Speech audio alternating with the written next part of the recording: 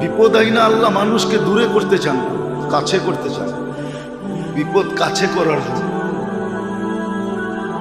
কিন্তু হ্যাঁ, এটার ভিতরে দুই ভাগ হয়, এটার ভিতরে দুই ভাগ হয়ে যায়।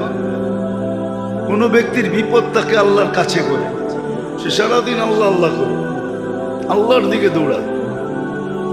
আর কোনো ব্যক্তি বিপদে পড়া আল্লাহর থেকে দূরে সরে, তখন আল্লাহর দিকে অভিযোগের আঙ্গুল উঠায়। হ্যাঁ, আমরা সবাই উঠে, ইস্তেগফার তো পরের কথা, আমরা সবাই উঠে। বিপদে পড়লেই আল্লাহ কি আমারে ছাড়া আর কাউকে চোখে দেখে নাই? এটা কি চারটিখানি ছোট কথা নাকি? অনেক বড় কথা। গরিব বলে আল্লাহ আমাকে কি দিছে, রিক্সাওয়ালা বলে আল্লাহ আমাকে কি দিছে? ও দেখে না, ও যে দেহটা দিয়ে রিক্সা চালায়, আর দেহটার ভিতরে যে শক্তিটা দিছে রিক্সা চালানোর মতো।